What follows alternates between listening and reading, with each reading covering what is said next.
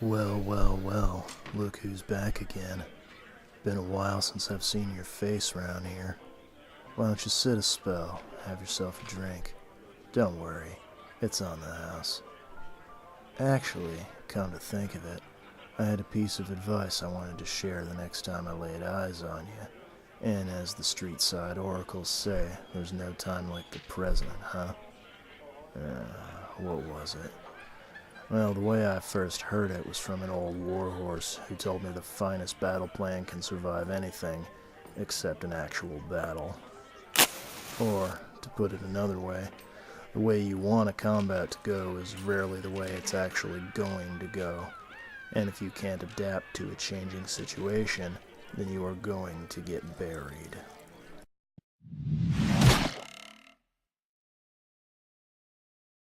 You ever hear of a guy named Mads the Mauler?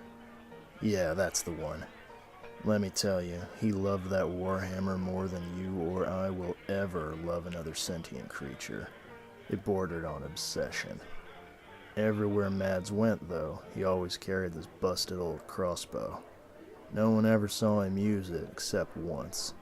A wizard who knew Mads was coming made sure he had a fly spell ready for the occasion. He was in mid-taunt when Mads put a bolt into his guts. Moral of the story is that sometimes enemies like to get cute and play range games with you. So even if you think of yourself as a melee brute, keep a holdout bow around for emergencies. And if you're an archer, put on a spiked gauntlet or learn how to toss a kick for when somebody gets in your face.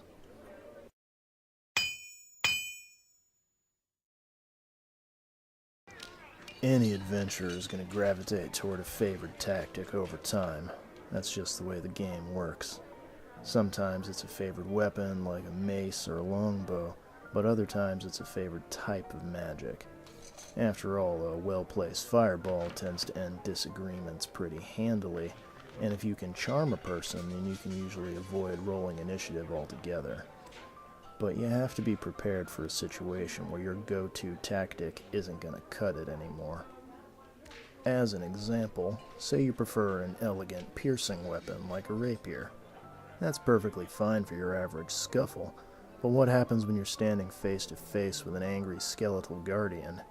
Because sure, you can keep stabbing and hope to do enough damage to actually hurt him, but you'd be a lot better off switching to a bludgeoning weapon to crack his skull.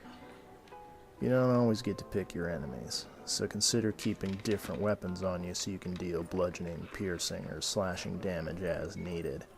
And if you're a spellcaster, keep a couple of different options in the chamber, because you never know when you meet a baddie that heals from fire, is immune to mind effects, or who gets to knock a dozen points off any electricity effects that come their way.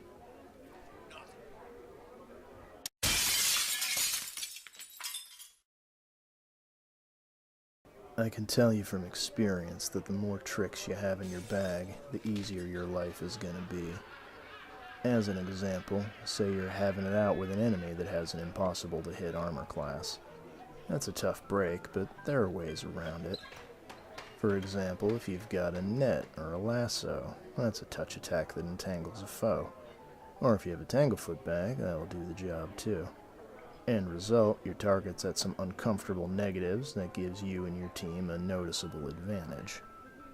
But what if you don't have any specialized equipment when you need it? Don't worry, if your utility belts run dry, you've still got combat maneuvers on your side.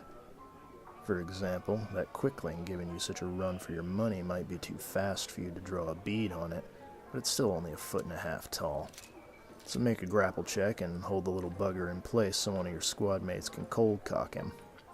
That Enforcer's tower shield giving you trouble? Sunder it. Rip it away.